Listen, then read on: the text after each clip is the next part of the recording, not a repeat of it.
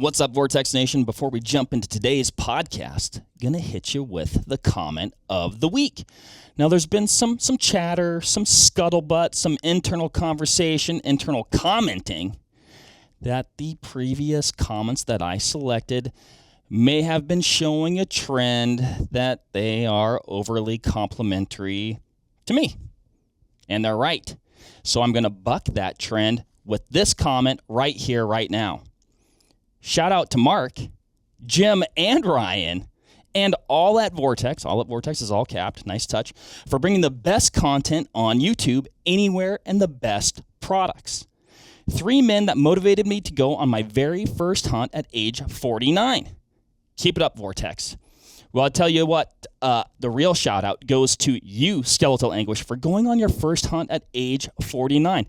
That's absolutely amazing. It's a huge step. It's a big commitment, and man, takes a lot of gumption. So hopefully you have very, very many more. Hopefully you have a lot more, several more, all the hunts, many hunts in the future for you. And when you're not hunting, you're going to be looking really nice in your super sweet Vortex Nation podcast hoodie that you just earned with this comment. I'm wearing one right now. If you're watching on YouTube, check it out. Now check out the podcast. Let's start the show.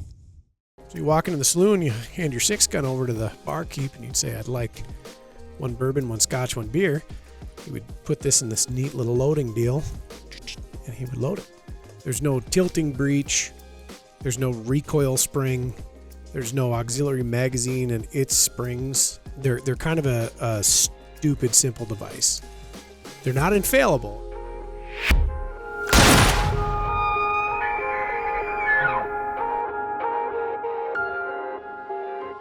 What is up, everybody? Jim to my right, Mr. Ryan Muckenhern across from us.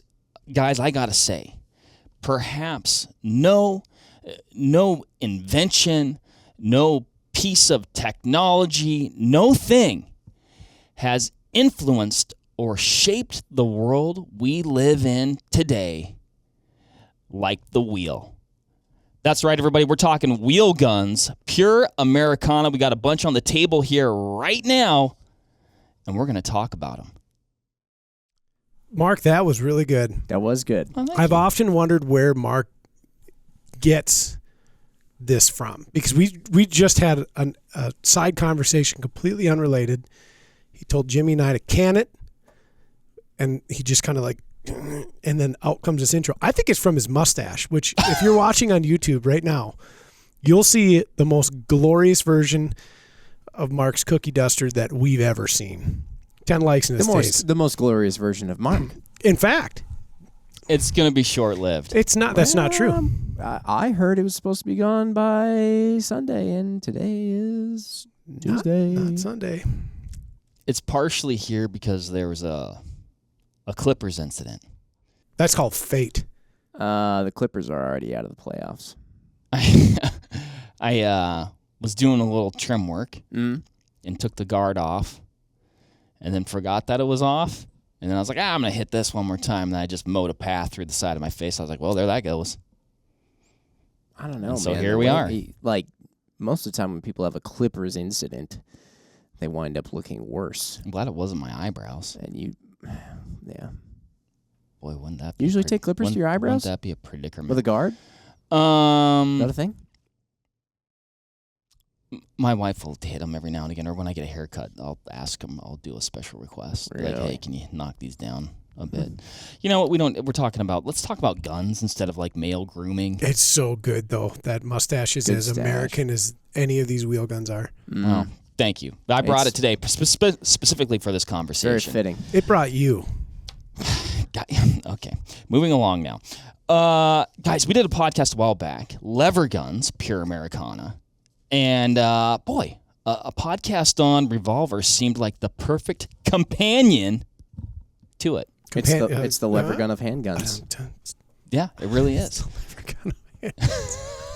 Technically, that's the volcanic pistol. Right, there is Yeah. really actually a lever gun handgun. Yeah. But this is the lever gun of handguns. I understand. What are you guys' thoughts on revolvers? I have a lot of thoughts on revolvers. You have a few. These are all your. I forgot. Well, I didn't forget mine. I just It's just not temporarily here. can't find it. Yeah. I sent you a text message and everything. No, I know. It's just I temporarily can't find it. That's It's all. fine. These things happen. So, yeah, I like wheel guns. Jim likes wheel guns. Love wheel guns. More so for the fact that I just think they're cool. They are cool. I find wheel guns less... Well, now that we brought up lever guns, I got all these things on my mind. But I look at lever guns like a rifle or a carbine, and I'm kind of like, yes, that is both very cool, and I will use it. Wheel guns only have one of those two pieces to the equation. That is very cool. Will I use it? TBD. Other than for fun? Not really in my mind. That's where I'm at. These things have a long history. You know, I'd say even modern variants of what we see today have an extremely long history, you know, probably in excess of 200 years. But there are... You need one of those display things. Yeah. There are pistols that I would say are like precursors to these things dating back to the 1500s. Yeah. You've got I've got some notes here that I printed off, but one of the earliest attempts to overcome, I can't remember, I was printing off a bunch of different things, so forgive me. I don't recall where I'm reading this. I'm not going to cite it correctly, so self-reporting there. One of the earliest attempts to overcome the reloading problem was made by the Chinese around the year 1500, known as a pole gun. It had 3 separate barrels, so instead of like the cylinder, it had 3 separate barrels attached to a central staff. All 3 were preloaded before combat, and each was fired at one time by holding a flame or smoldering wick to a touch hole. Like a matchlock. Yeah. I saw a different one. I think it possibly from that same era. It had more. I saw a picture of it. It had more than 3, and it was called a pepper gun. Sure. Pepper box. Yeah, pepper box. Yeah, that's what it was. Was it called a pepper gun? Like, it shot more than... It wasn't like a salt gun for flies, but it just shot pepper instead of salt. No. Right? Okay. Yeah. But it also says here, Mr. James Puckle. You familiar with that guy, Ryan? Big fan? I'm just gonna read what it says here. It says the first true revolver in the sense of a gun with a rotating cylinder was created by James Puckle, who patented it in 1718. Guys, that was a long time ago. That was a long time ago. It was actually a very early version of a machine gun, very similar to the design patented by Richard Gatling almost 150 years later in 1862. It was reloaded by switching out cylinders, achieving a firing rate of 63 rounds in less than 8 minutes. That's pretty darn good, considering. Gentlemen, that is the first ghost gun. 30 caliber clip. Yes, at 68 seconds. Yeah. That's an interesting one to me because obviously, you know, today's revolvers draw from that. Well, but dude, this thing is like the first.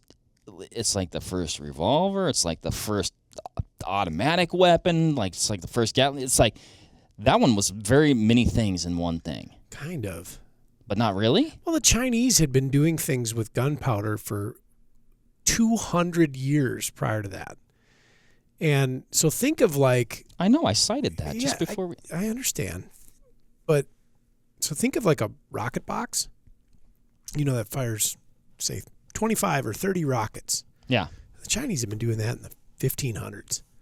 It's not revolving, nothing's moving, but it's, you know, they're lighting it off and in sequence, Sure. all launching those out there.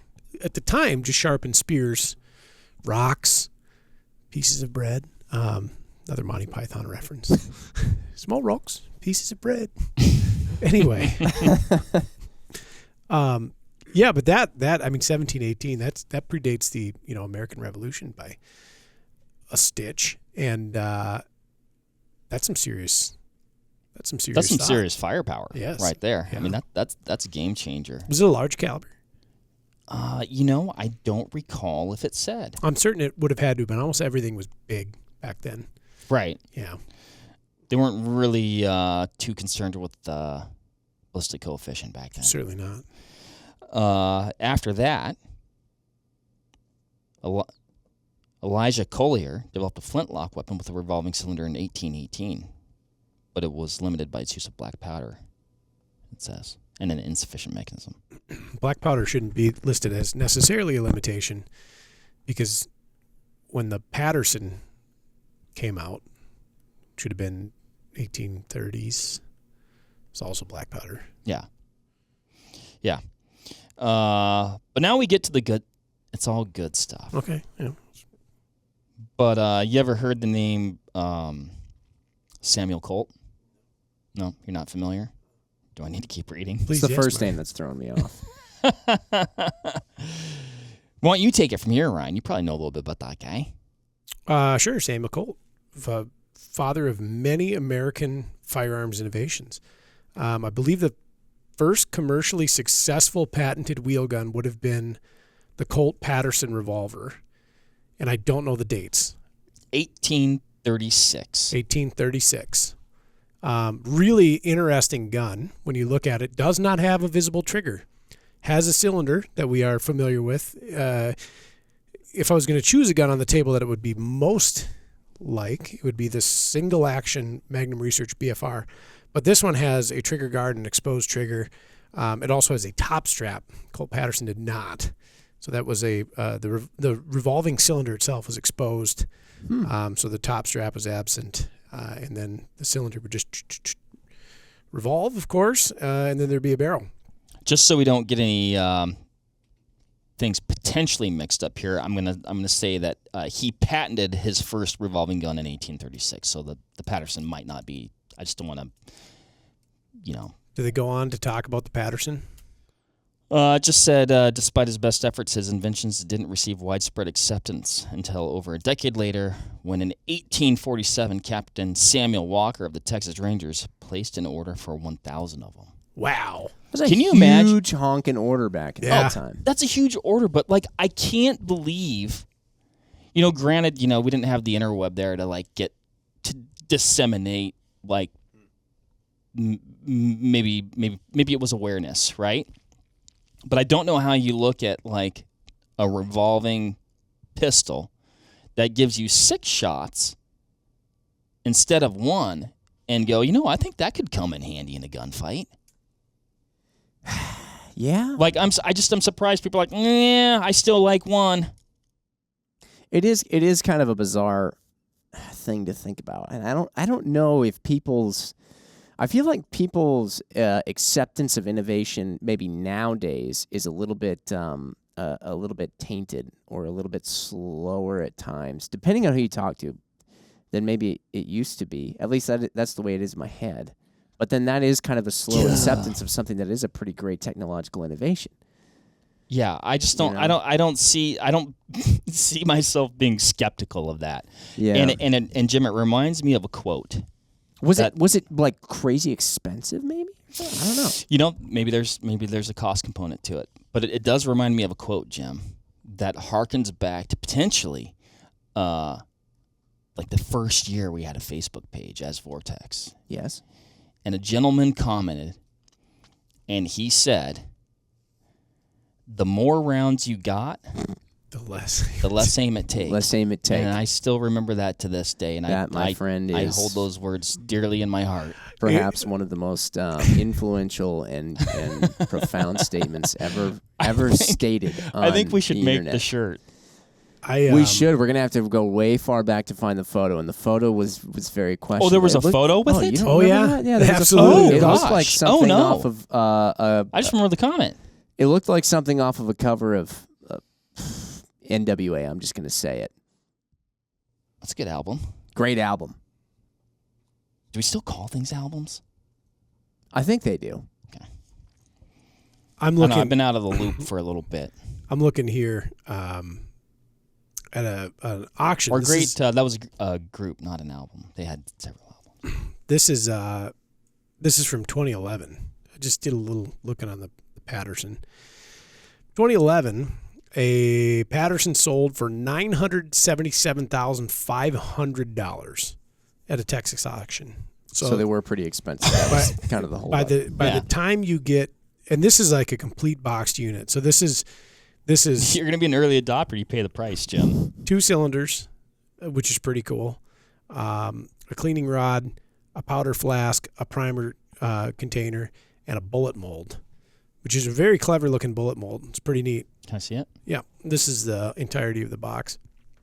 Sold for just about $1 million, and I bet by the time you got done with the like the seller's fee and the the little bits and pieces of fees that come up with it, that's $1 million sale for what is an extraordinarily historical firearm. It's classy looking. Oh, they're pretty neat. Yeah. What was the deal with the no visible trigger? Did you just pull the hammer back and let it fly? No, or what? the hammer would extend and then the trigger would pop down. That's so cool. Yeah, Oh, from so the it kind of underside like... Yeah, so as the hammer was cocked back and the mainspring engaged, the trigger popped out and then you would engage it. This would later get revised. Actually, not even that much later. By 1851, or maybe even 1848, but 51, we would see changes in patterns of revolvers that would come out, all of which are still black powder, percussion ignited, generally smaller caliber, 36, 41, 45. There were some bigger ones later on, but generally starting with smaller black powder cartridge or black powder, firing anyway.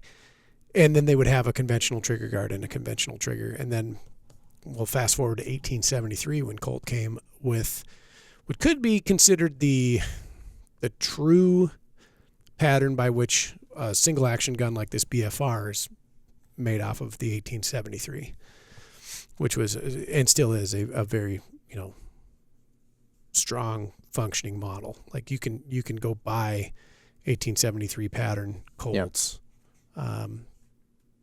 today from modern manufacturers, and they basically have the same line. And that's when we started switching to cartridges instead of just black powder ignition. What I thought was really cool about those early guns is many of them had the provision to reload the gun, and by that I mean like you're going to pour the powder into the funnel. The gun would be loaded like this. It would be such that the cylinder could be rotated with either a load gate open or the mechanism disengaged. And then they would have a little ram, if you will, to seat your bullet in there, which is cool. You go into the saloon. Was the ram actually part of the firearm? Yep. Okay. So on this gun, this is like an ejector rod right here. So if I had spent cases in the cylinder and I wanted to eject them, I would push that rod. It would come all the way to the rear and it would knock my case out. On those guns, because they didn't have cartridges, they didn't have that rod. This would be a hinge here that it would articulate on, and you would unlock it and you would cam it down and it would drive a little plunger into the cylinder. That's very cool. That was simply there to stuff another ball into the cylinder after you've powdered it and got it ready to rock and roll. Gotcha. So you'd put your lubricant on there after your powder. You'd put your ball on there. Bloop, you'd run that thing. Pretty handy. Super handy. So you walk into the saloon, you hand your 6-gun over to the barkeep, and you'd say, "I'd like 1 bourbon, 1 scotch, 1 beer." He would put this in this neat little loading deal, and he would load it for you and hand it back to you. What a time to be alive, huh? Yeah, heck of a time. I mean, the revolver we've got, it's just such an iconic format. Yeah. It's got 2 world wars under its belt. It's got, the American West under its belt. There's a smattering of what? It's still around. And it's still around. And it's still around obviously it's evolved. There's several variants. We have a bunch right here. But that original Colt single action form factor you could get today, and people still appreciate it with much fondness. Yeah. Just thinking about that, because I was like, all right, revolvers, came out when they came out. A long time ago, basically. This is the gist of it. I'm not a historian in that regard, but still generally look the same. You look at that Patterson there, and you look at it, and someone who is, very loosely aware of guns and stuff like that would look at, they wouldn't know it's super special. They wouldn't know it was the first one ever. They'd be like, yeah, that's, a revolver. You see them in cowboy movies all the time. And still to this day, you buy a new one, and generally speaking, they look the same. And then I was like, that kind of happens with a lot of firearms. Until you get like a completely revolutionary, completely new design. Look at the AR-15. It's basically the same visually, aside from, some enhancements and improvements people have made. Visually, though, basically still the same as when it came out. Look at polymer frame pistols. Mm-hmm. I mean, they're all basically Glocks, and every time somebody comes out with something they say is brand new, it's like, oh, what, you changed a spring, or you changed like what, but generally they're all the same. It's like, really, until somebody comes out with something that is like brand spanking, never before seen, completely new off the wall, you got a design, it just sort of sticks, Yep. and this is one that has just stuck. Yeah, it's almost 200 years old, and we have double action now. Yeah. And we even have double action hammerless. And actually, that's double action hammerless. That existed well before double action conventionally existed. Had I brought my little Scandium J frame, that's a double action hammerless. Yep. But to your point, they still have a cylinder in the middle that Yep. rotates. Mm-hmm. And Same shape, same. Yep. The grips generally, look the same. Like you can close your eyes and draw one on paper, and you're probably going to get pretty close to just Right. about all of them. Well, and I'd say, to the non-discerning eye, that hammerless one, like, it'd be like playing a game of spot the difference. It would be. Yep. Yeah. Yep.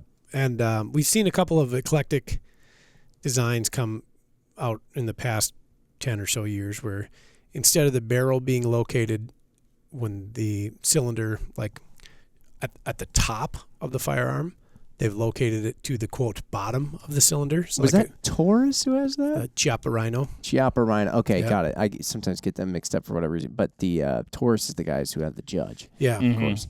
It's a pretty cool pistol. That is very cool. But yeah, there are a few interesting designs out there. But I mean, and the thing is too, like, we talked about. I think we talked about this in lever guns. How lever guns aren't particularly popular elsewhere in the world. No.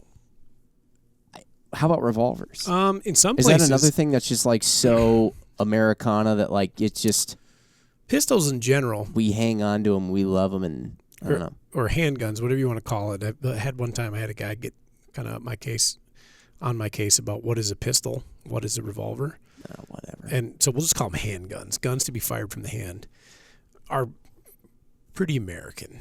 Of course, other countries have handguns too, but we have a lot of handguns. We can carry them. We can do a lot of things with them. Revolvers in like police and military use, I think, I'm probably going to misquote this, but I believe it might be Japan that they still employ a fair amount of revolver use for police agencies. Somebody's going to know the correct answer to that. I wanted to say that one of the Smith & Wesson Night Guard series, if you remember those wheel guns, those were really cool. Oh, I remember those. There's quite a few of those rolling around I thought it was Japan.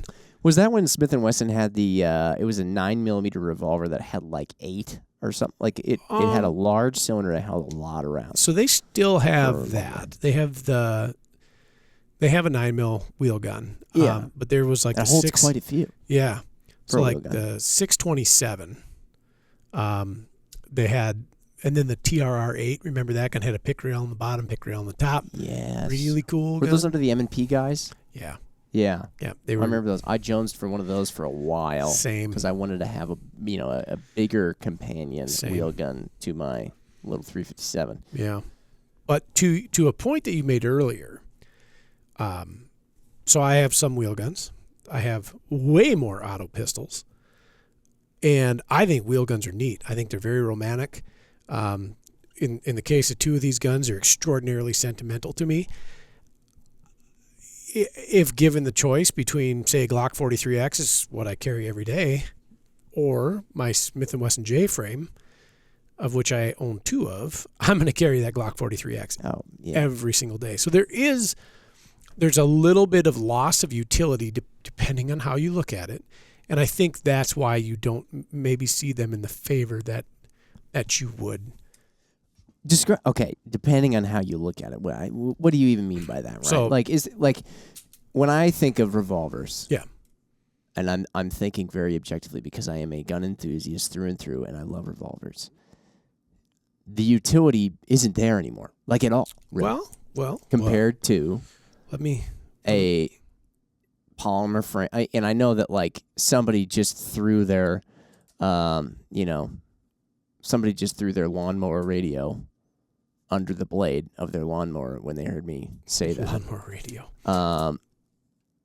Okay, but yeah, say what you're going to say, Ryan. They're a pretty simple mechanism.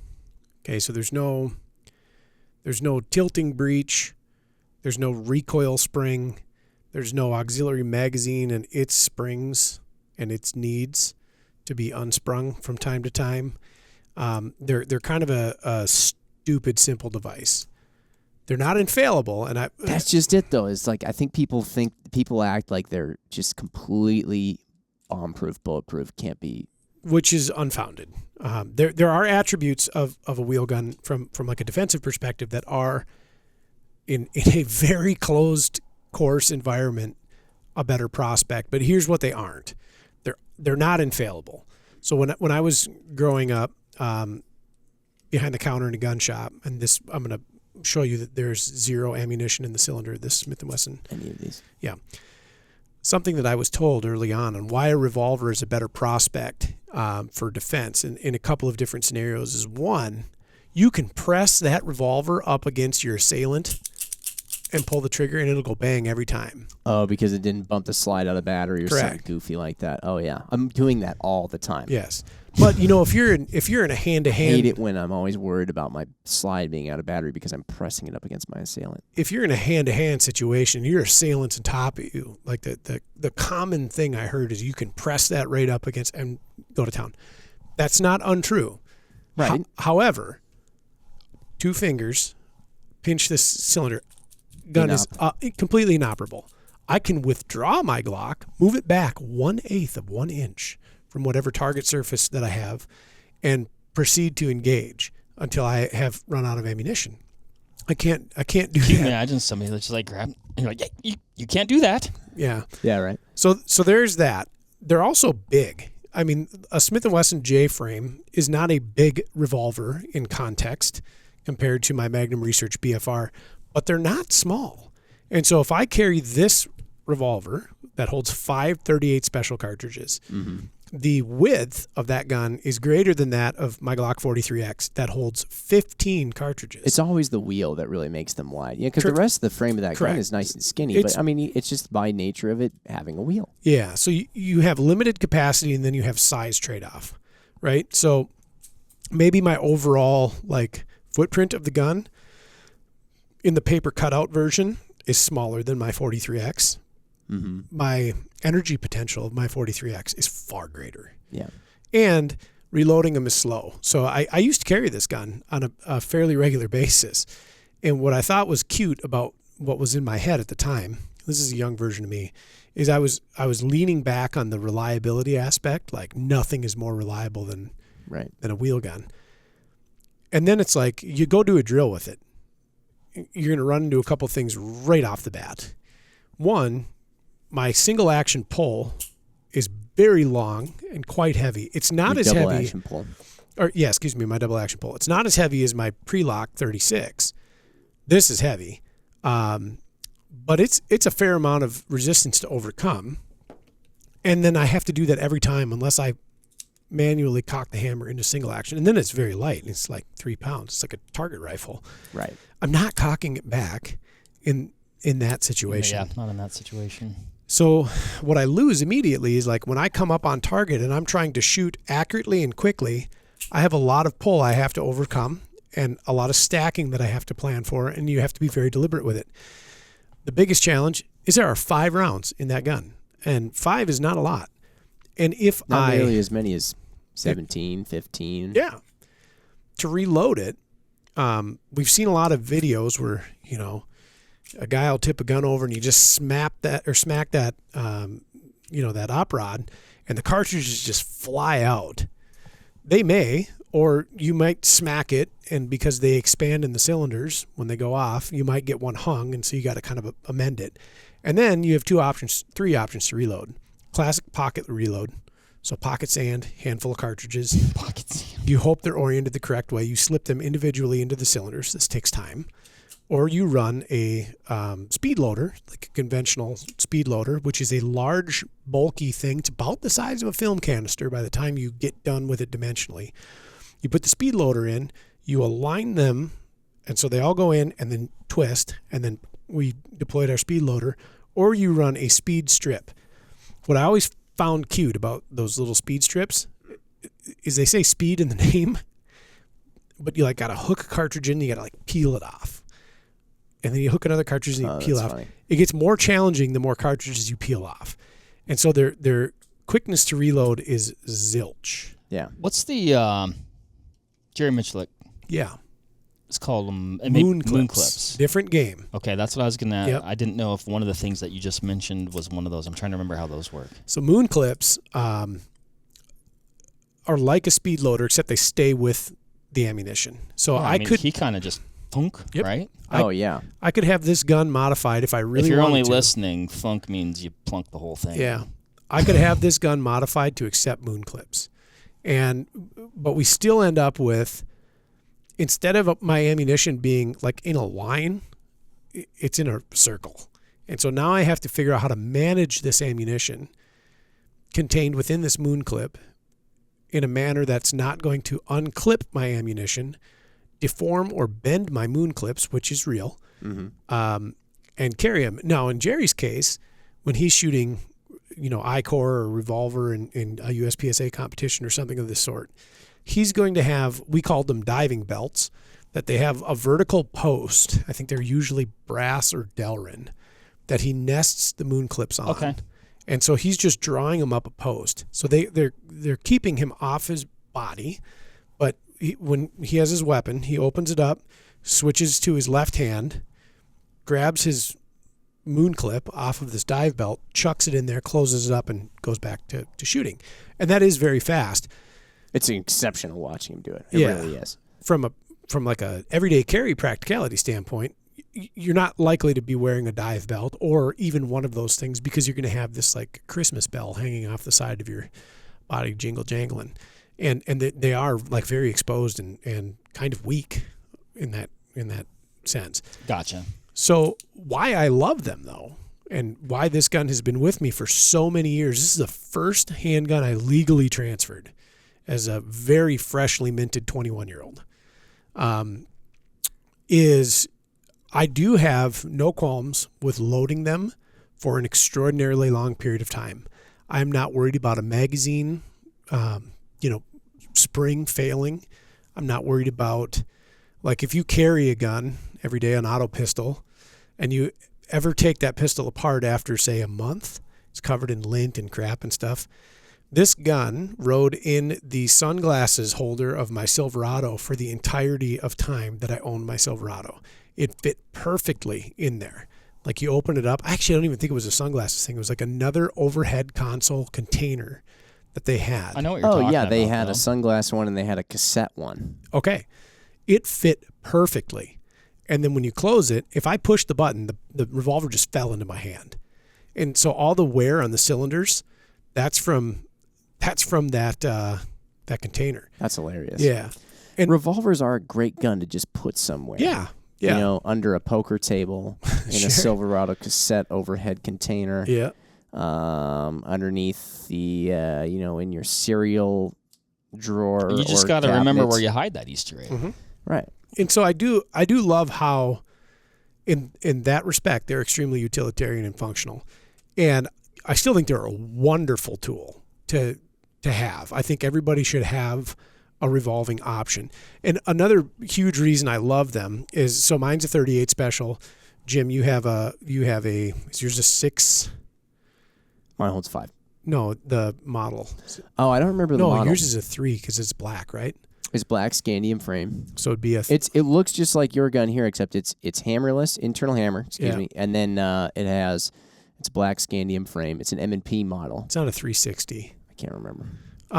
Yours is a 357 though. Yes. So you could shoot 38 short Colt, 38 regular Smith & Wesson Special, 357 Magnum, and there's a few other 38 caliber rimmed cartridges in there that if you had them, you could fill up that cylinder and you'd have like a boom, pop, pow situation depending on which ammo is in that cylinder.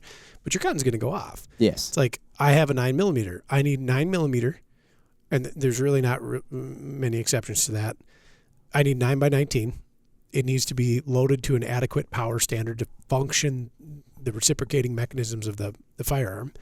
And then it has to be loaded at a specific length to fit into the magazine and chamber. This is true. It's a bit like a pump action shotgun in that regard. Yeah. Like if you can get it in the gun, which actually Jerry talked about in the episode where we asked him one gun for the rest of your life. It was almost like almost a doomsday-ish scenario. And he mentioned a revolver of some sort because being Jerry and being a reloader and a gunsmith himself, he knew of all the different things he could stick in and make it go boom. Yeah. So hey, I'll secede to that utility. I want to say it's been a while since I've listened to it. It's a really good podcast. It was so fun. Did quite well. I think he chose it. Yeah, I think it was a 357 revolver. Yep. Yeah. And he was a big fan of the 357. Yeah. For many reasons. That he is. And I like them for that. And they stow well. I like the fact, this is just a personal thing, that big double action trigger to try to get over that hump and to like actually get the gun to fire. It's very difficult to inadvertently get that gun to fire. And by that I mean, if I have this in the top lid of a pack and it's floating around with a bunch of stuff, maybe I keep it set so that the first cylinder that it lands on is empty if I'm really worried about it. Otherwise, it has a transfer bar, and I'm not likely to get a half-cocked firing out of the deal. But it's a lot to get through the double action mechanism to get that thing to go bang. Yeah. And that utility is something that's very attractive to me. That's why I do love these things, and that's why every time I go to a gun shop or a gun show, or when I'm just cruising guns.com, Guns America, Guns International, or Gun Broker, I'm always looking for nifty Smith & Wesson J frames, K frames, L frames, and N frames because they're cool. Yeah. I think you go. No, you go. I was just going to say they are I kind of lost my train of thought, but I'm going to get back there. I think Jim, my biggest hang-up, and I'm sorry, Mark, I didn't mean to do that to you, but I think my biggest hang-up with the revolvers is that there's still an underlying thought process or whatever you call it. There still seems to be people out there who think that the revolver, like we talked about, is completely infallible. And I think that there are a lot of, I'm just going to say it again, I just love the honesty here on the Vortex Nation podcast. There's a lot of dudes with girlfriends or wives. Oh, yeah. And they're like, let me tell you what, I'm going to get a revolver. You shouldn't even have to think about it. You just point and shoot, and it always goes bang. And it's like, if you're going to hand a revolver to somebody who is so unfamiliar with firearms, and you're like, yeah, just in case, point this thing and pull the trigger and go boom. Technically speaking, yes, I would say that they are easier to operate if already loaded than perhaps than perhaps a Glock with just a magazine inserted and no round in the chamber. You could say that they are easier to operate because it is literally a pull the trigger and it will go bang situation. But if you're handing a gun to somebody who is so unfamiliar with guns that they don't even know how to, it's like, hey, let's do a few things first before you just start sticking them with a loaded gun to carry around. Like there's a lot that you got to learn, and it is not hard to figure out how to use a polymer framed, semi-automatic magazine-fed pistol. Not hard to learn. Not at all. Nope. It's also not hard to learn how to use a revolver, of course, and just load the cylinder or something like that. But, that just drives me up a wall when people say that. And aside from that, again, we go back to that trigger pull. It feels easy, but, I've handed this gun to Hannah and said, all right, let's go to the range and shoot it. Cannot get the weapon to fire unless it's in single action. So, I'll add to that because shooting a pistol is very difficult, right? Yeah. And with that trigger press, the likelihood of inputting movement into that pistol during that press, I would say is much higher. greater. Much higher. Much greater, yeah. Yeah. And you can learn to shoot them. Like you're working through the stacking that's going on there, and you're almost like timing it a little bit. Or some guys can get really good where they can hold it at that stack point, and then the rest of your press is very light. It's almost like a 2-stage. Yeah, that's very comparable. Like, yeah, except the first stage is a little bit heavy. Yeah, like that is not dissimilar from my Glock, but it's also a very different like actuation. It's a very different placement. Instead of running the tip of my finger, I'm meat hooking that trigger intentionally. And it is a possibly more challenging gun to, not possibly, I think it really is a more challenging gun to get proficient with. I was going to ask about just like form factor and shootability. Sure. We're kind of talking about that. I feel like we kind of have both ends of the spectrum here. We have like, pretty small and compact, petite. Pretty small. And then, then we also American arms here, which we also have we have a micro. It's the size of my pinky and ring finger put together. But yeah, I've shot a handful of revolvers, and I do find I love revolvers. I feel like we're like dogging on revolvers. No, we're not. It's not our intention. You need to look at them for what you can appreciate them so much more when you understand them, instead of just looking at them like they're like a magic bullet for and that's all I'm getting at. Yeah.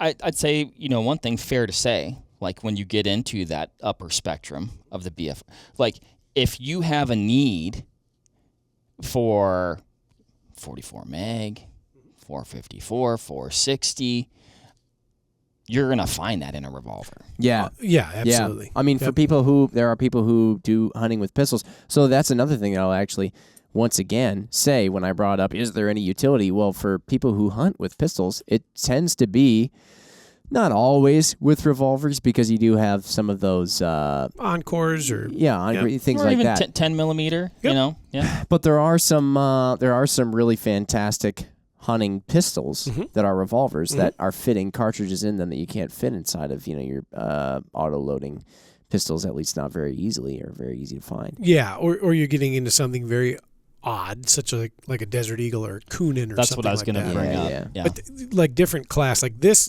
gun, the entire reason I own this gun is because I wanted a hunting revolver. And I deliberated on cartridges for quite a while. I was on the small end of the spectrum, 41 mag, on the big end of the spectrum, 480 Ruger. And I landed right in the middle with 44 Remington Magnum. And really, only because I don't think I'd ever appreciate what 480 Ruger was going to give me. And I knew that I could get 44 Rem Mag pretty prevalently. Yep.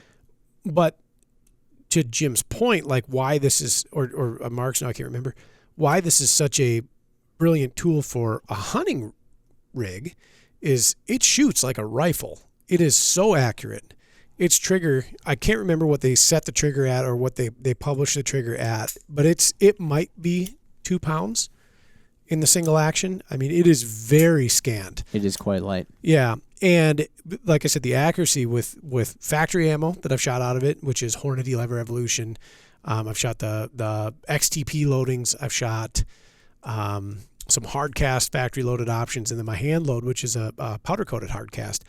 Like, as long as I can put a red dot, and I've got a crossfire on top of here, if I can put it in the same place, like I can touch bullets at 25 yards, and if I'm shooting at 50, I can get as good as I can shoot a 2 MOA dot. And just for fun, like we've got that 200-yard target up at the gun club. Oh, nice, yeah. Once I know the holds, like I can go a full cylinder onto that 200-yard dong. And of course, you wouldn't hunt it that far because it's pretty much out of gas, but you can hit it. But it's very heavy. Like, right. It's not easily carried. You almost need a cross draw rig for it, because putting it on your belt, it's like having a small boat anchor. Yeah. It's a big hunk of metal. Yeah, and it's also not a fast draw, fast acquisition gun. My intent is I'm probably going to be on shooting sticks, or I'm going to be braced up against something, or I'm going to be in the box blind, or something of the sort. Freehanding it is doable, but not ideal because it is a big pistol. Right. And, 100 yards and in is what the intent was. Yeah, I mean, very deliberate, like shooting, almost like you would shoot a bolt action rifle. Correct. Like with that, or while hunting, And in it, I think it's magnificent. I kind of regret not getting a 480 because it's a really cool cartridge. But, 44 mag is really quite neat too. Well, it's quite neat, and it's completely sufficient for how and why and what you intend to use it for. Yes, that, and I'm just in marvel of the machining that Magnum Research does on these things. It's a beautiful gun. Like it just looks. If I was going to show, if like a caveman got unfrozen today, this is what we can do. And met me, and we were talking about advances in tools and machining, and they were like, show me something that a machine made. It would be something along those lines, just so pretty. If I ever win, see that deer over there? Pow! If I ever win, yeah, you want to know the best part? Bang! If I ever win a really big scratch off, I'm going to pick myself up a Freedom Arms wheel gun, though. That is the pinnacle. Is it? Yeah. So, like, take the machining quality of this and then add, like, 10 plus performance points. 10 points? Yeah. Wow. They scale them down, too, so they're a bit trimmer. Minimal dimensions, but the fit and finish is just... And these things, I think, are just A+, but it's like A++ on the Freedoms. They're quite expensive, though. Beautiful wheel gun. So, buddy of mine uses those. I watched him kill a mule deer with one last year. It was That's really neat. Yeah. Point is, they come in a lot of different shapes and sizes. They're not the most practical gun for every single need. Certain instances. There was a time where sometimes they were. they are. There was a time where they were. Yep.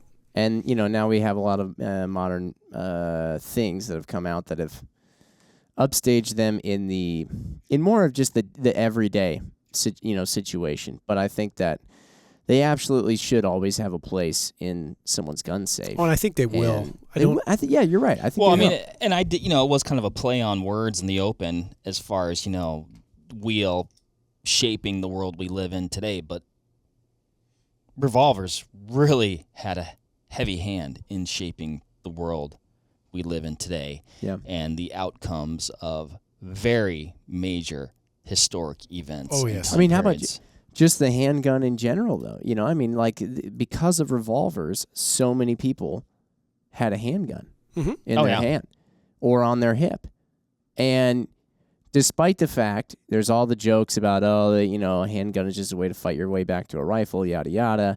And despite all the really cool lever guns that we saw in the American West and all the rifles that we saw throughout, world wars and conflicts and, hunting, whatever it was, handguns have always had a place, continue to, and probably, in the world now, like at least in the U.S., do we probably outsell handguns to rifles at this point, or is it like even, or what? Ooh, that's a great That's question. I would love to know that statistic. But the fact of the matter is, thanks to revolvers in large part, the handgun is what it is today. 100%. Absolutely. Yeah, I don't think we would have had the need to figure out how to put more into it. Yeah. If we didn't. Well, we already did. We had single shot pistols. They date back a long ways. They were just like little short rifles. And then they're like, well, we need more. And then they said, well, we need more again. Yeah. And then that led us to, of course, the auto pistol. So, what is a revolver? And this is just a fun aspect of conversation. This is a revolver. That is a revolver. So I was going to say this is a fun whenever we start talking about all the types of guns that we wish we had. A revolver that I wish I had. It's the one that got away. And it's not as though they're impossible to find. They're not impossible to find. It's just that there was one for sale locally. Back when I was on my arms list thing in college, I almost bought one. And, college is the time for buying guns in parking lots. I almost bought a Nagant. Oh. I was so close. Yeah. I was sitting there in a lecture hall on my phone. I don't remember what class it was because it wasn't important. And I was scrolling through arms list and boom, up pops a Nagant. And I thought, I want that. Jim, why do I feel like in class you were either drawing or on arms list? Sometimes I was putting orders in mail order manager too, back when we had that. I missed that. I know, right? That was a system. We actually knew how to use it. Yeah. Nagant revolvers are neat because you can suppress them. You can suppress them. So can we talk a little bit about pistols like we've been talking about? You're really anything it's not a revolver. That's a semi-automatic pistol. Yeah. Maybe I shouldn't say anything, but most of the ones that you see on the market today can have a threaded barrel and you can suppress them. Revolvers, generally speaking, you can't because of this gap from the front of the cylinder up to the barrel, correct? Yeah, and I mean, so let's play pretend for a second and say that the front half of my 637 was threaded, and I put, say, a Silence Co. Omega 9K on it. Be pretty cool. You would appreciate a level of suppression because there is still a tremendous amount of gas volume that's exiting the large hole that is the barrel. It is not great. It would be quite cantankerous because there is also a fairly significant amount of gas that's coming out the side. What Jim's talking about is the gap between the front face of the cylinder and then the barrel itself. And the Nagant's basically sealed up. So when you put a suppressor on the end of it, you do appreciate a majority of you're getting the most out of that possible. Quite an interesting design because the trigger pull was accomplishing more than your standard double action trigger pull would accomplish, because in a double action, usually what happens, you pull the trigger. Not only is it bringing the hammer back, but it's also spinning the wheel. And in the Nagant, it's bringing the hammer back, spinning the wheel, and then pushing the wheel forward up against the barrel, which removes that gap and seals it. Now, I don't know why back in the day when the Nagant was made, why that was such a emphasis in the design, but it clearly was, or else they wouldn't have spent all that time in engineering trying to figure out how to make it happen and then successfully doing so. But it's so cool that they do it, and it shoots 7.65 by, I don't even remember. It's a slight oddball. Yeah. But really cool gun, and I still to this day wish that I had gotten that one. As much tech that's packed into that wheel gun, it looks as if it was, if you were to enter 3 random uncles' tool sheds that you have no preconceived knowledge of, and like assemble a weapon out of anything that you can find in those 3 random sheds, that's what you'd end up with a Nagant revolver. They are heinously ugly. They are. They're atrocious. But That's why you wanted it. That's why I love them. It was weird enough to love. By golly, if you put a suppressor on the end of them, they do a really good job. Mm-hmm. And they were very well reputed in military service too for a while. I have a question. Yo. Because of that gap. Yep. And gas dispersion before the bullet has exited the barrel. Yeah. Is there any velocity loss? A little bit. Yep. Nothing appreciable though. No, I mean it's there. So, like if you were to have a closed breech system, I'll just, for sake of conversation, like if I had a Thompson Center Encore pistol in 460 Smith & Wesson and I was shooting some Hornady flex tip 460 out of there. Same barrel lengths, you would appreciate a higher velocity out of the Encore than you would the Smith & Wesson X-frame, because we are bleeding off propellant gases actually before they're getting to the barrel to seal that off and then continue to push that cartridge down the barrel. That one's got a pretty tight gap. That does have a real tight gap, actually. Now, the one thing that I was going to say as well that I've heard is that because of that present gap between barrel and cylinder, sometimes if you're shooting stuff that's pretty hot, you can get that flame cutting. Is that what they call it? Yep. So you can see if you pop that open and you look at the top strap, you can see the cutting, because I've shot that wheel gun quite a bit. And it's not terrible. No, it's not terrible. It's just a noticeable line, because there's carbon buildup, all around that area. But then there's just like a nice, clean silver line. Yeah. Where you can tell that is basically where the gap is. Whereas on my pre-lock here, my grandfather carried this for many, many, many, many, many years, decades. That's cool. Yeah. And he didn't shoot it much, but it has holster wear in it. on either side of the muzzle from his holster, and there's like no gap. He'd shoot it a little bit, and I remember being a lad. He took me out one time with a 1911, an H&R 9-shot 22 revolver, of which he has a pair. Had a pair. They're now in possession of my mother, and it made me shoot them all. And I could not shoot this gun. I was 5 or 6, I can't remember. I could not pull the trigger back. Yeah. As hard as I could. So he made me go into single action. And of course I shot it. And Grandpa didn't screw around. Okay, these were like 158 grain Federal HSTs. So that gun ended up like this in my hand after the trigger pull, after sending the back of the hammer spur basically through the web of my thumb. Mm-hmm. And I didn't drop it, but he could see the writing on the wall that I would have dropped it had I tried it 1 or 2 more times. So he's like, okay, we'll put that away for a later date. And then we switched to the 1911, which he made me fire 80 rounds through, which was great because it was a legitimate 1911 Colt pattern early gun, hammer bite like crazy, hurt me bad. With some 5 or 6 year old hands, how were you shooting it like this? Constant lip wrist. Oh man.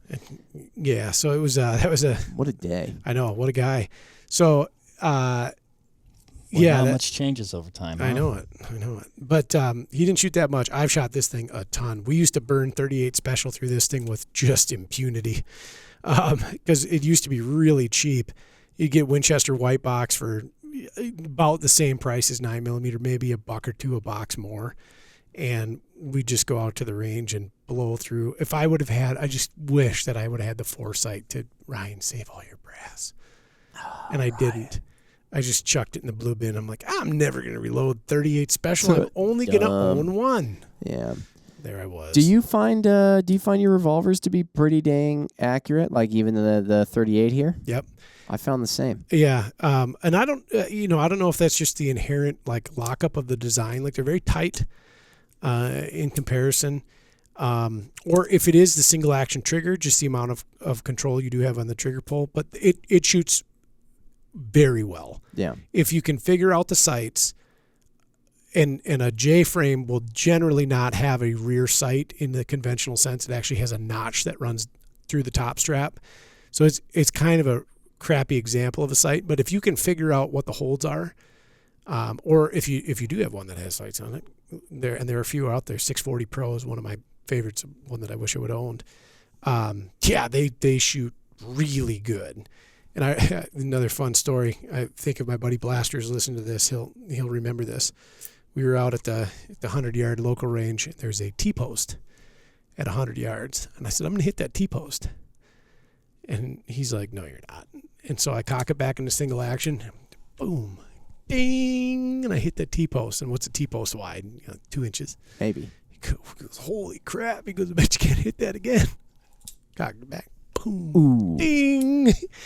What? And then I think I could have tried that shot 500 more times. I never would have touched it. But they are really quite accurate. Conversely, if you load them with snake shot, you have a horrible, horrible version of a small game gun. It's very bad. You cannot kill a jackrabbit from a distance of, say, 10 feet. No. Yeah. Hate to say it. Yeah. But like I said, this Magnum Research BFR is massively accurate. Like, that's a cool tool. The little North American Arms Mini Derringer, not so good. Really? No. I mean, what, with its 0.75 inch barrel, it can't really... 1/3 of that barrel is rifled. But not... 1/3 of it. But not in the sense that if you started at the... Pulling the cylinder out of this thing is an exercise in, like, massively just flagging the tip of your finger, but whatever. If you 1/3 of the barrel, in the sense that if you were to look at the barrel the long way, you'd expect like 1/3 of it. Okay, so like the end of it's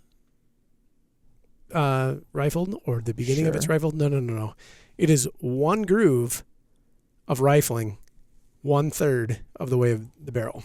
So it's just giving it a kiss of spin. So when you think about barrel twist rates of like whatever 1 in 10, it's like, well, it literally has one land end groove.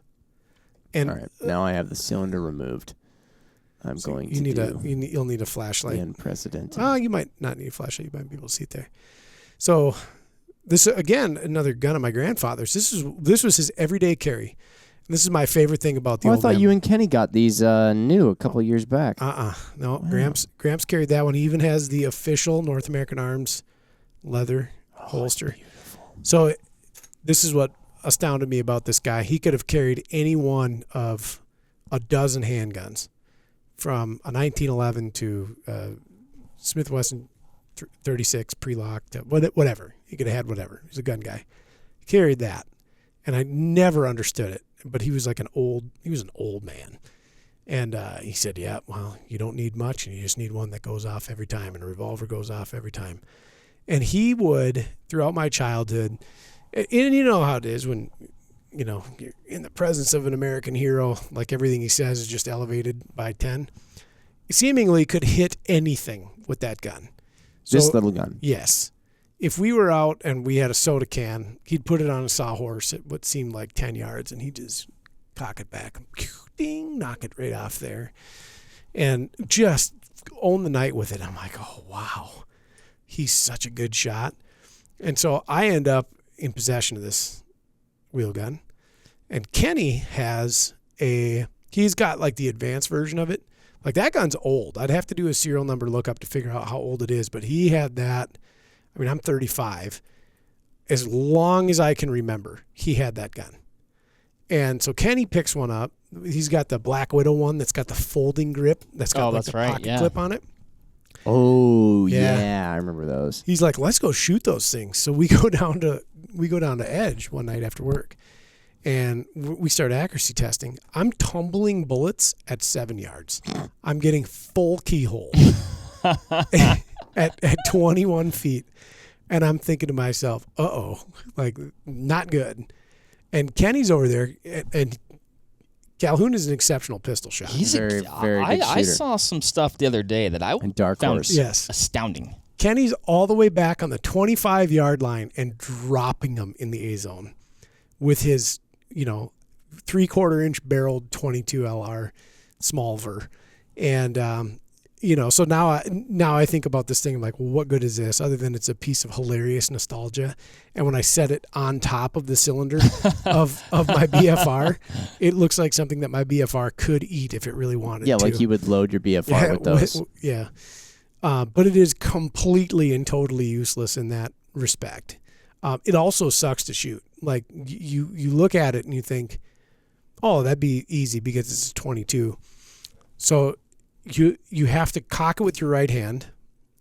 You have to, the way I do it is I hold it with my right hand, I fire it with my left. Oh, I could see. Yeah. Like this. Yep. To shoot it right-handed, I can't get my fingers in the right place to do it. So I hold it with my right hand and I shoot it with my left. And it's, I don't know. So, but considering, like, nobody considers 22 as being snappy by any means. But But when moves, the gun weighs nothing. Yeah. It's got to be just have a little snap to it. Yep. And you talk about revolvers that got away. And this is probably not on the top 10 list of wheel guns that I wish I would have bought, but it's up there. So I used to sell these, and they made a 22 short only version. So the cylinder was like half again as long. So cut that thing in half and load it up, and the whole footprint of the pistol was basically like this, and it only fired 22 shorts. That's hilarious. Yes. And they had a long version, and then of course they have the long rifle, and then they make a Magnum version of this. Yes. And I wish that I would have bought the 22 short version, because it is in fact the smallest revolver. Can I see that? Yeah. Like, you just can't even believe that you have to fill out a form to transfer that to yourself. I know, right? Like, you can't, like, something that should come in the bottom of the bottom box of of cereal. cereal should. box. I was just thinking that it should be a party brains favor. were sharing.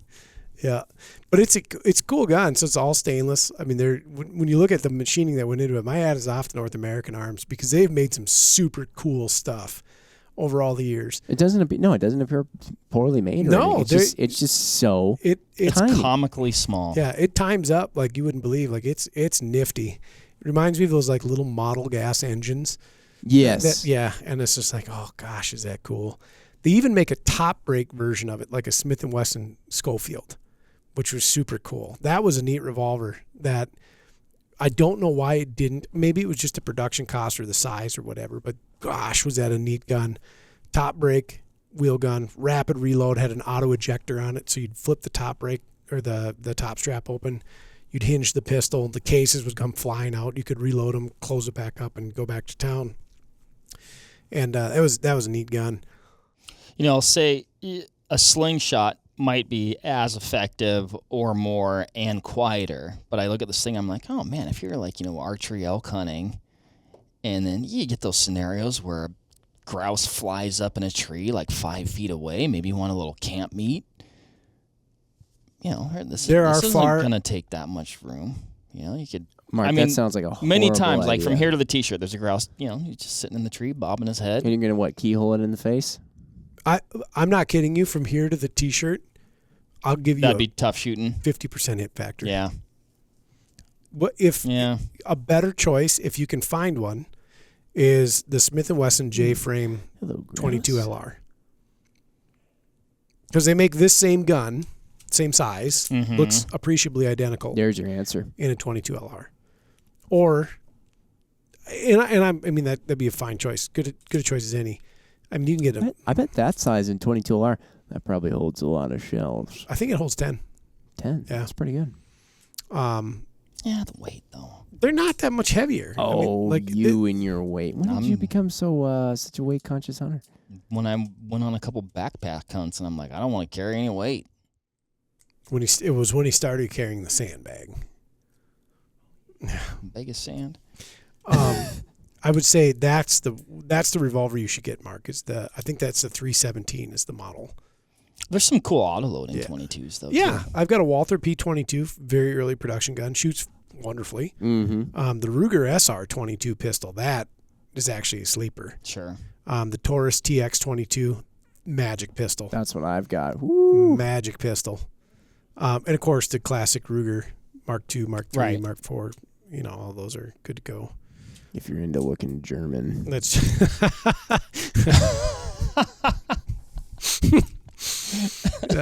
he's not wrong. German boys and your Lugers. They make them with 1911 style grips now.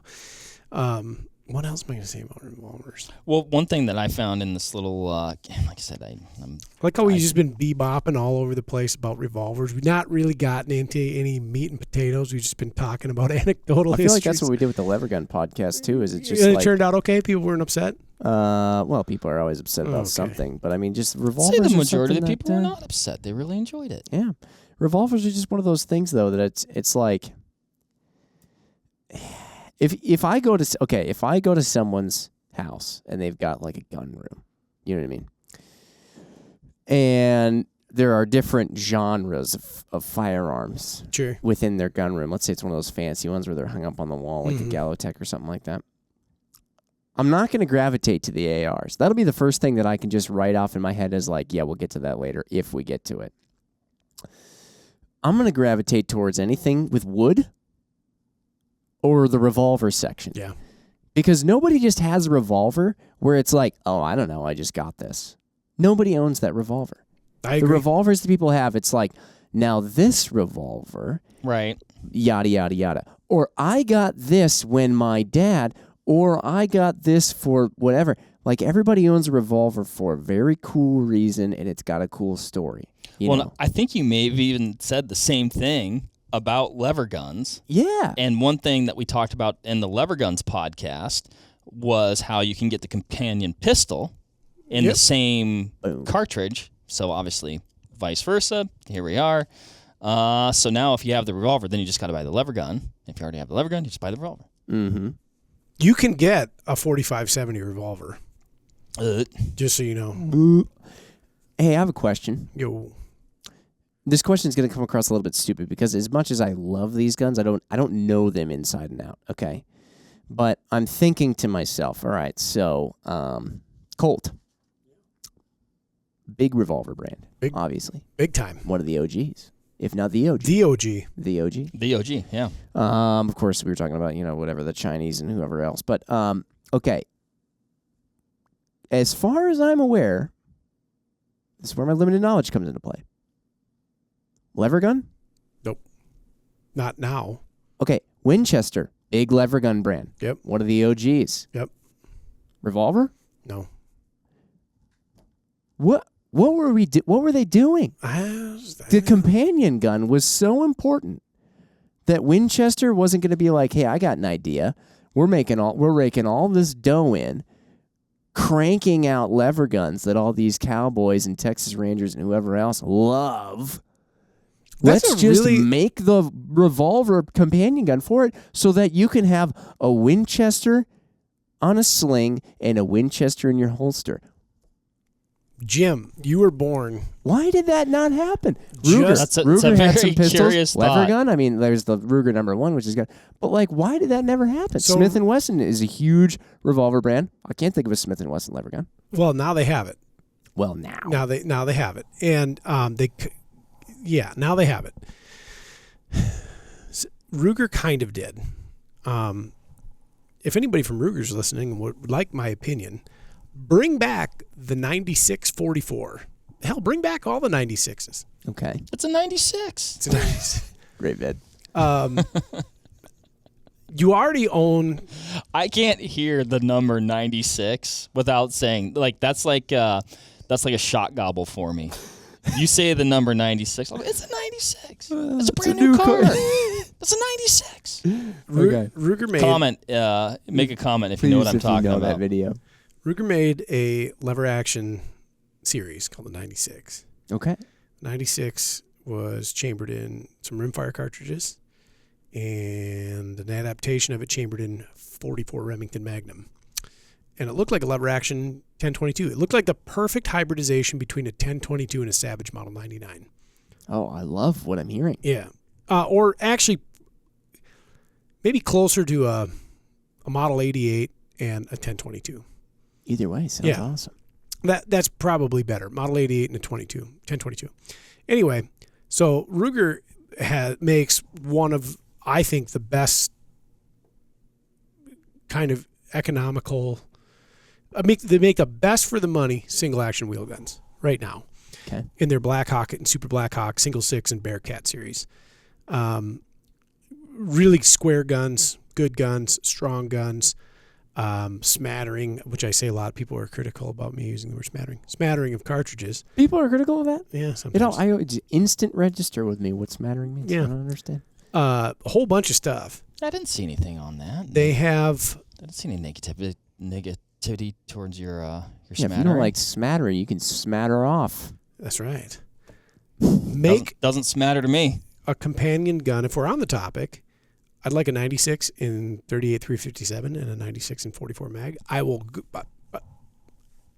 purchase a Black Hawk in a respective cartridge. I would love to see Henry make a wheel gun.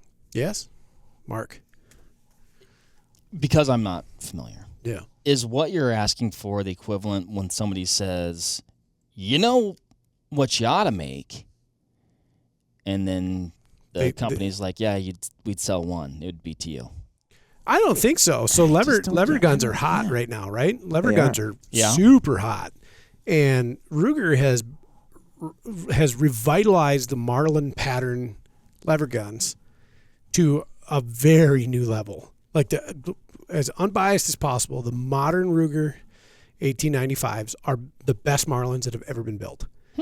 And they already do wheel guns very, very, very well. And especially their single action guns. I'm in love with them.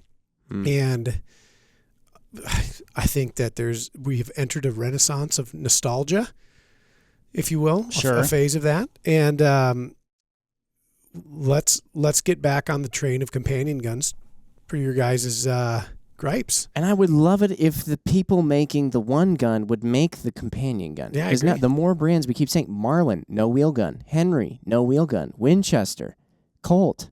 And then you have Smith & Wesson, and up until now, I get it. Yep. But then it's like, some of these other big-time revolver brands, it's like, where's their lever? I don't get it. It is interesting because it seems like such a natural next step. If it literally was, it was so prolific that they came up with the term companion gun. Yeah.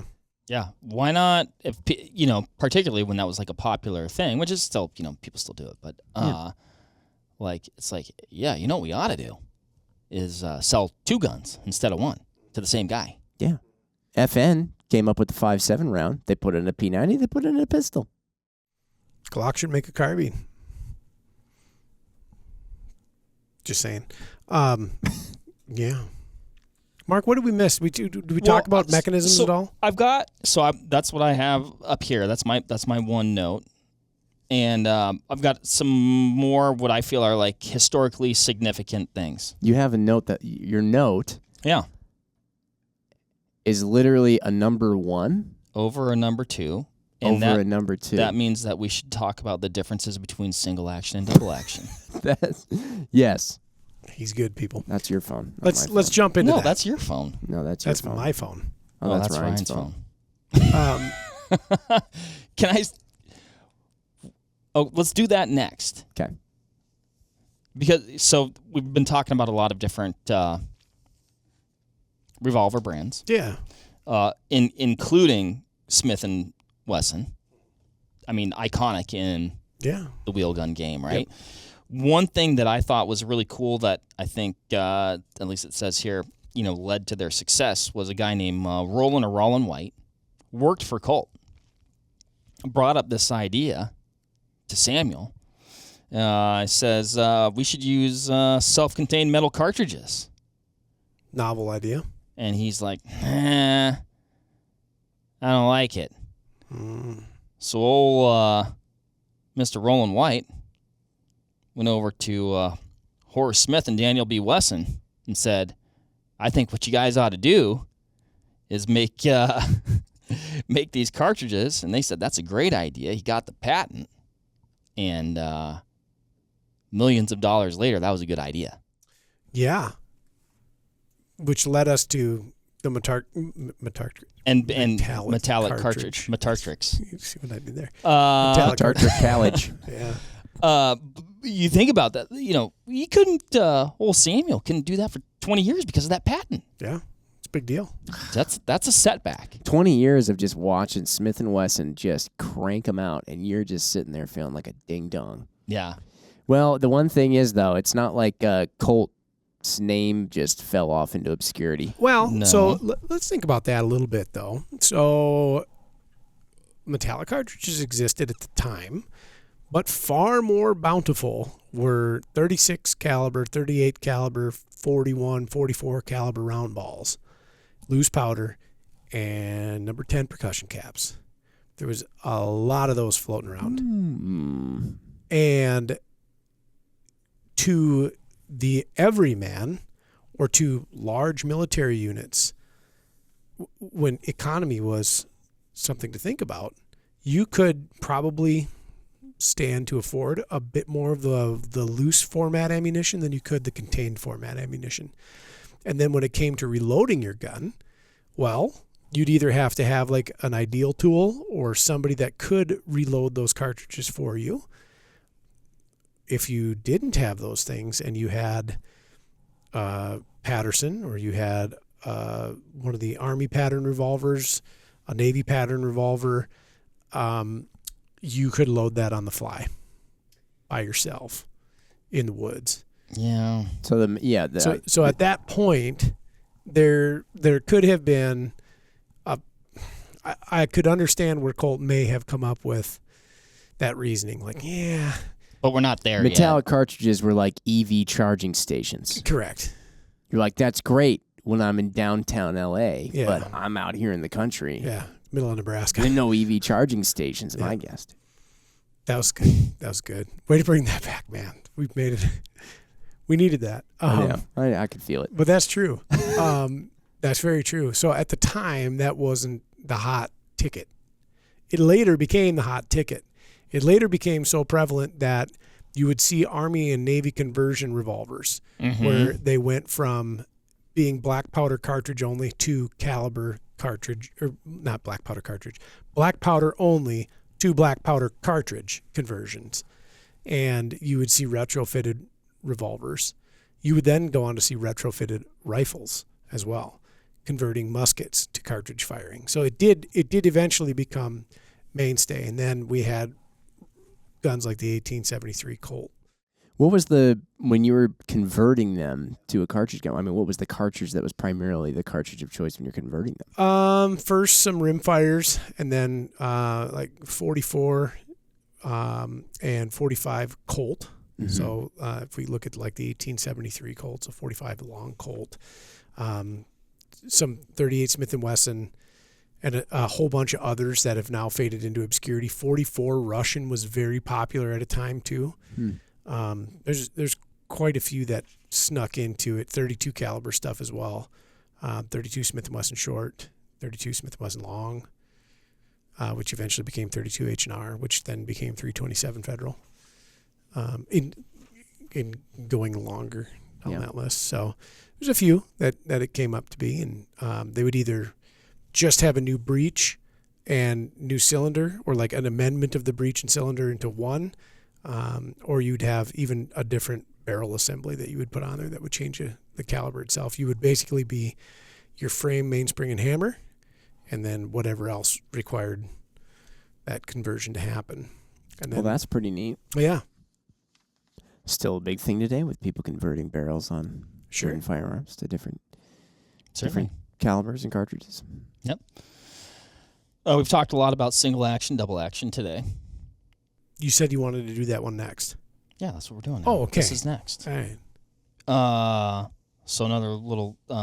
so I'm going to try and cite my source on this. A lot of what I've been reading today, I think it was from an article. I can't remember who it was, but it was like Drury.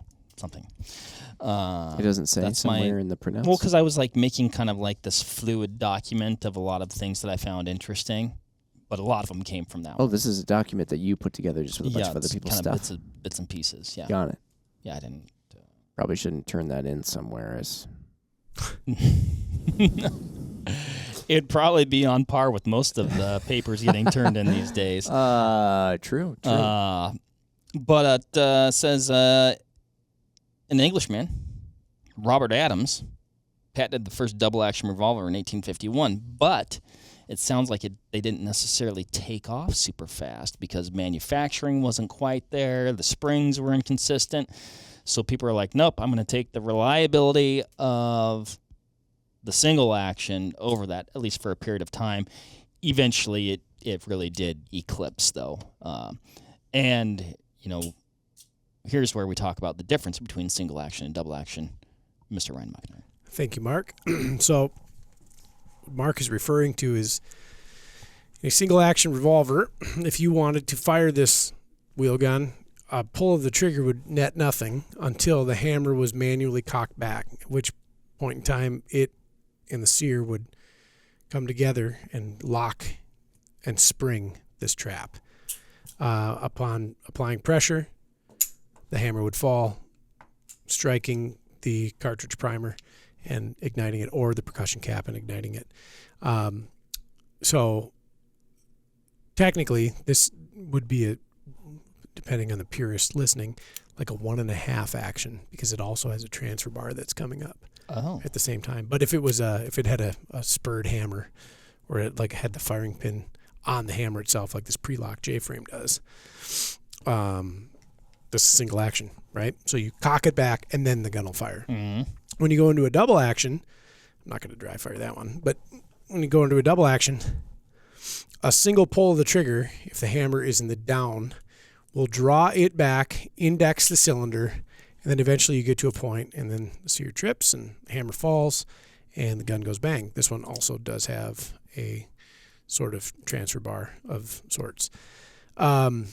You can also take a double action gun and cock it, lock it, and then you can fire it in kind of a single action manner, right? So you would have a very heavy trigger pull throughout, and then it would engage, or you could cock it back and you would start with a very light trigger pull. Kind of the best of both worlds. Yeah. That one. Yeah. If you have the time or the facilities to do so. And then there's a double action only, which Jim has a version of this. Oh, sure, right? No hammer. Yep. So a hammerless design. So, like if you could look at the side profile of this pistol and effectively remove the hammer completely, all the mechanism is internal. There's still a hammer, it's just shaped differently, and it has a little bit different movement. And it's always the same pull weight the whole way through. And they usually end up about right in the middle between. Yeah, it's a little bit lighter than the way that yours feels, but I do sometimes wish that I had a single action option just for that beautiful light single action. Yeah. So nice. Some people have told me, well, you don't want a double action for pocket carry because that hammer spur will get hung up on your pants. That could be true. I've put it in my pocket and drawn it out a couple times, never had an issue if I wore maybe tighter pants perhaps. But yeah, it's a nice thing to have, perhaps, worth considering. I also do want a hammerless gun just because. But there's like a certain security about that I have. What do we call the Nagan, a triple action? Yeah, there's a lot going on there. That's double versus single, Mark, or single versus double. Yeah. Anything else you'd like me to talk on? I don't think so. Gosh, if there was like a Glock or an M&P or whatever it is, polymer frame sitting on the table right now, I just wouldn't want to just be holding it and playing with it in a responsible and whatever manner. But whenever you see a revolver, it's like, man, I just want to I can't stop like holding it because it's cool. Yeah. And it's just, they feel, people who say things about, metal framed firearms, despite the fact that like for just everyday utilitarian stuff, I tend to err towards the polymer framed handguns and things of that nature. But there is something about a metal frame. Well, there's something elegant about a revolver. Yeah, a revolver, and I'm even referring in this case too to like a 1911 or a high power or something like that that's got a metal frame. And in those cases, magazine fed, but just metal frames, And then like you said, there's an elegance to a revolver in the shape, and they do just have like a really cool look and vibe to them. But yeah, when you hold something that's made out of metal, like you just feel it. It's weighty. It feels, it doesn't flex when you hold it or when it's cool. Mm-hmm. I agree. But also, in a lot of cases, you're like, oh, man, this is so awesome. I love it.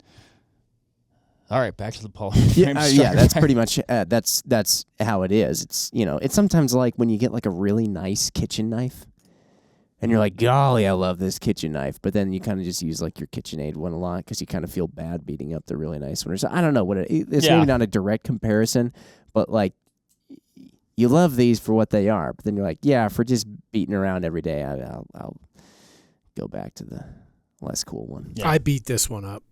Way to go. I really do. Good for you. I think, yeah. This is a tool to me. That's good. Yeah. That does seem like a sweet backpack pistol for sure. It is. It's very light.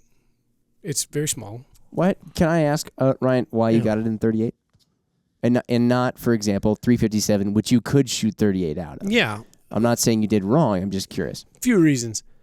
I knew I wanted an airweight or a scandium, and scandiums are lighter than airweights, and airweights are plenty light. But I had fired a scandium, in 357, and it has a different level of recoil. It's not like going to set you back on your feet, but it's like if you've ever hit a baseball just wrong on the bat and you get that reverberation through the bat and your hands immediately go numb but also hurt at the same time. Yeah. That's what they feel like. And I thought, man, that sucks. And so I thought, gosh, it's towing the line of insanity from like a lightweight perspective. Like, it's very light, and I like that. But, boy, are they brutal to shoot. And then I kind of got in my head that, I've got all that cylinder jump with my 38 Special. Like, I'm pulling the trigger, and now I'm taking, 150 thousandths or more of room that bullet's got to travel, and there's nothing there. And then I got to slam into the forcing cone, and oh, gosh, I'm going to blow up my pistol. Dumb. I could say that I don't need the scandium frame gun because it's ridiculously light. An airweight is plenty lightweight. It's a very trim wheel gun, And in a 357, it's not unbearable. And I would likely hardly ever shoot 357 out of it. Yeah. Right. Even if it was a Scandium, I'd likely never shoot 357 out of it. Where I failed, I think, myself, is I talked myself into it being a potentially unusable gun in a shorter amount of time than I could ever hope to wear one out, because I was gonna shoot the thing to death and just trash it, and then the recoil would just suck. Hindsight being 20/20, the smart move would have been one of these. You can get the same gun, different model, but same gun in 357. It's no larger, it's really no heavier. And if you never shoot 357 out of it, whatever. So be it. Okay. But I can pick up 357 and I can put it in and the gun will go bang. Yeah. I wish I would have done that. I still may. Yeah. Ryan, there's nothing like shooting 357 out of a lightweight little J-frame. It's invigorating. It's like Happy Gilmore at the batting cages. It's like grabbing lightning. It is a handful. You should bring that in and let old Marco take a... Dude, I'd shoot that thing. I think it's down at the range. I was looking all over at my house. Take a rip it's down at the range. I think you'd go... Ride the lightning. I'm in. What the hell? Let's go. It's a very fast recoil. Why do you like this? I'm super accurate with that gun, though. Yeah. 357, critical defense. I can hit anything. I'll say... I bet it is so snappy. I'll say this, though. Like, I have a lot of 38 special, so I'm not concerned about exhausting my ammunition supply. And you recover your cartridges or your brass cases. Oh, sure, right? So not a big deal.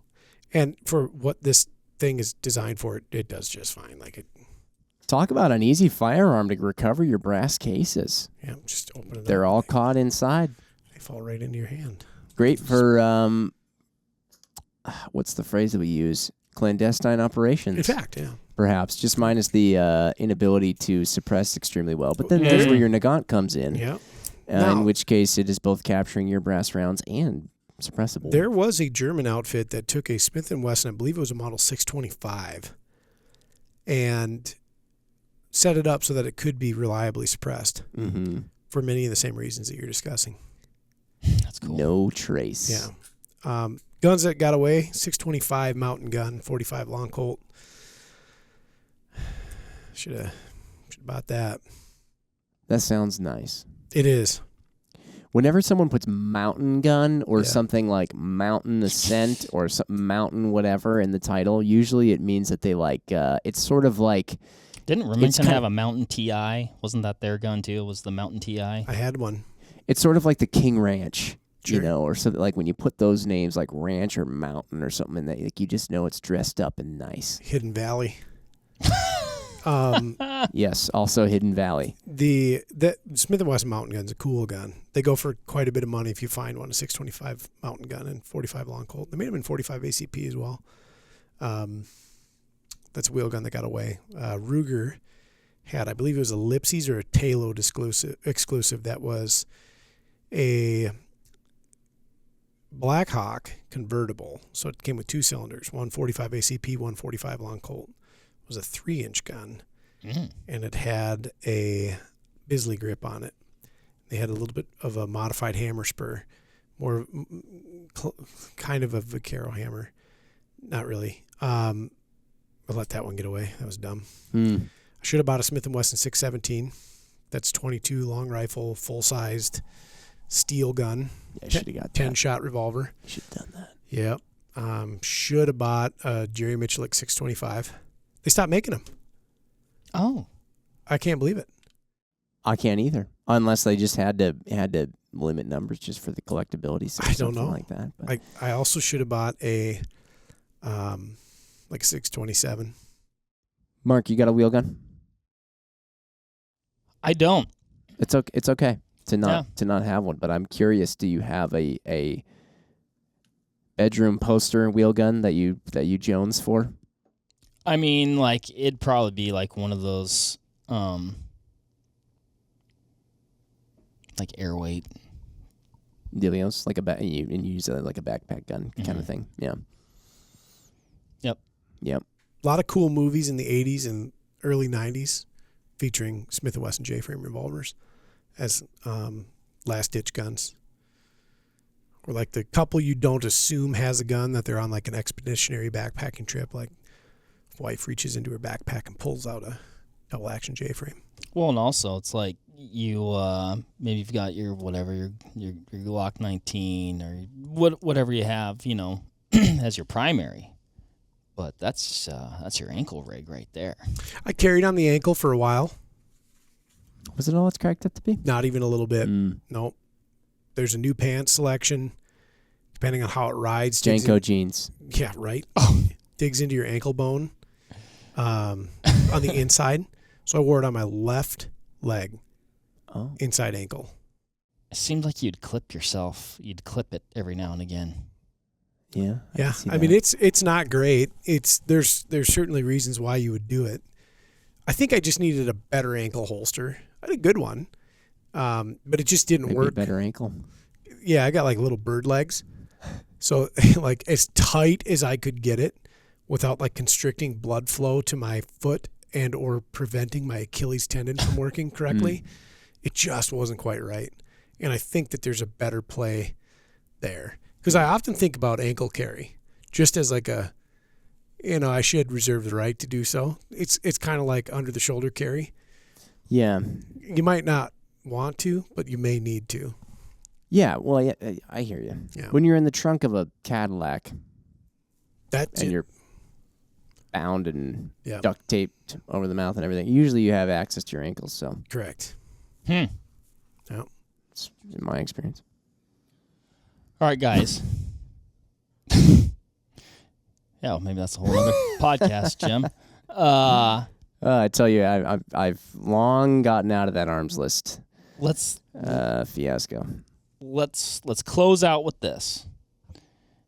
Part of the absolute timeless mystique and just our American love for wheel guns is partially due, maybe greatly due, to cinema. We have silent movie westerns, we have spaghetti westerns, we have modern day westerns, and then we have other Dirty action Harry. movies. You got Dirty Harry, other action movies that feature revolvers as well. But so my question that I posed to you guys: what is your favorite western? What? What's your favorite wheel gun? Okay, what's your favorite wheel gun? And then we'll say let's add a movie to it. What's your favorite wheel gun? What's your favorite use of a wheel gun in a movie, western or otherwise? Well, I know what my favorite western is. I'll just say it: Butch Cassidy and the Sundance Kid. That's a great one. Ryan, answer the 3 questions that you just posed to reframe my original question. Favorite wheel gun? I'm going to go with... That's really tough. In a J-frame, a 640 Pro. Okay. Why? Or what is that? Really nice J-frame. Okay. Very deluxe. Or maybe... No, I'll say that.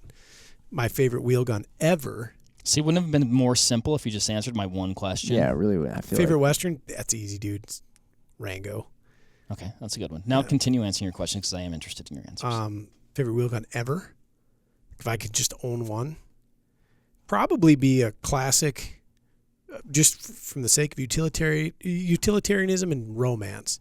Just a Ruger Blackhawk convertible. I'd like a stainless.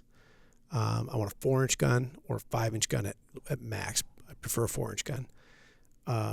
45 long Colt. Can you remind me the difference between the Ruger Red Hawk and the Blackhawk? Yeah, Red Hawk's a double action gun. Okay. So would be along the lines of like a Smith & Wesson. It's like right between a 686 and a 629 from a size perspective. So like 686, 357, 629, 44 mag. Frame size is just a little different. The Red Hawk lands right about in the middle. There's parts of the Red Hawk I don't love. They're kind of chunky. Sure. Black Hawk is a single action only gun. And then you have Super Black Hawk and Super Red Hawk. And then you get into this interesting gun called the GP100. What's the Super? Super Red Hawk is big chamberings, up to 480 Smith & Wesson or 480 Ruger. Okay. And they're also kind of more geared towards hunting. So you have the ability to add a scope, a lot easier anyway, using Ruger's integral scope mounting solution. Gotcha. Yeah. I like it. Yeah. And did you mention your favorite Western? Rango. Rango. Yeah, animated Western. The one with the lizard? Yeah, Johnny Got Depp it. plays the lizard. Never watched that one. Isn't there another version? You're thinking of the Django? movie Django. That's what I'm Unchained? thinking of. which Yeah. is a great movie. Yeah. Yeah, it is actually a very Oh, good movie. man. That is with, what's his name? Jamie Foxx. Jamie Foxx, Yep, yes. Quentin Tarantino. But Rango, the animated movie, mostly because I'm a huge fan of the movie Fear and Loathing in Las Vegas. That's a good movie. You've seen Fear and Loathing in Las Yeah. Vegas? Okay. Rango's character basically is that. Now you see it. All of it. It all comes back. Like the opening scene when he's like crossing the road, gets run over by the red convertible. That red convertible is from the movie Fear and Loathing in Las Vegas. It is Hunter S. I'm Thompson going to have to I have to watch both those now. these films. All right, I'm going to give you mine. I'm going to give you 3. Okay. Cousin Classic, me, form, I can't choose. But they're 3 different genres. So I think for like an older one, I think the movie Shane is a good movie. I read the book in class and saw the movie when I was like probably middle school type age. So maybe I have like an affinity for it because I read the book and don't know if I've seen it since. But I thought it was a pretty good flick. For like middle ground spaghetti western type time period, The Good, the Bad, and the Ugly. Mm. And then for a modern day western, or what I would call modern day, Unforgiven. I thought that was a good movie. Why can't I remember what the heck that one's about? I think I've seen that one. It's a Western. They It's essentially horse. get contracted. It's Clint Eastwood and some other folks. I think Morgan Freeman is in it as well, and then like some young kid, and I can't remember who the younger actor is, but they're essentially contracted to go kill some folks. But there's a lot of stuff along the way. Modern favorite, I would say 3:10 to Yuma. Mm-hmm. That's a good great one. movie. You haven't seen that one, Ryan? I bet you'd like it. That's a movie that sort of, once it gets going, you just feel a constant sense of stress throughout the entire movie. Kind of like But Quigley in Down like a Under, really though, too, good though. way. Quigley Down Under is a damn good Western. Yeah? But it takes place so far west, it's not even on our continent. It's in Australia. It's so far Like west. The Last it's Samurai. Far east. That is one of my favorite movies of all time. True story. There's a wheel gun in it, isn't there not? Yeah. There's long guns in it, but I think he has a wheel gun too. Yep. Is that the one is it the wheel gun when he has him put it to his head? Tom Yeah. Cruise's character like tells that kid to like shoot me in the head. Yep. And then the kid can't do it. Well, Tom- that was when he was on the firing line Yeah. and he's trying to shoot the cavalry musket at him. Right. And doesn't he give him his wheel gun or does he give him No, he starts shooting at him. Oh, that's right. Yeah. Yeah. I don't know if I've seen The Last Samurai. Oh gosh, Oh my gosh. dude, that's Tom Cruise he's a convincing samurai. very. Oh yeah. Oh yeah. He sucks at it at first. Intentionally.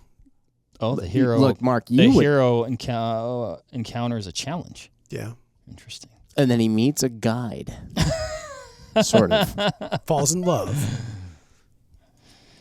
Cool. It's a freaking great movie. It Sorry, is. I got us off the topic of westerns, but it almost feels a little bit like a western in It's a Japan. Western. Would you call it a western? I call it a Yeah. western. So he introduces the Winchester 94 in that movie. Mm-hmm. There's a saloon shootout, which he's shooting beer, like whiskey bottles with a Winchester 94. Interesting. Yep. Well, there we go. We Great brought that back to wheel guns as well. Solid work, my friend. Yeah, no sweat. Well, awesome. Well, thank you guys. This was a fun one. Thanks everybody for listening. Yeah. And definitely comment below what's your favorite wheel gun, and then what's your favorite Western. I'd be curious to hear the answers Let's hear it. to both those questions. Until next time, we'll catch you on the next one. Bye, everybody. But yeah. There you have it, folks. Thank you very much for listening. As usual, give this video a like if you liked it, comment something below, and give us a subscribe to the Vortex Nation podcast channel. It would mean a lot to us. Also, why don't you give us a follow over on Instagram while you're at it, at Vortex Nation Podcast.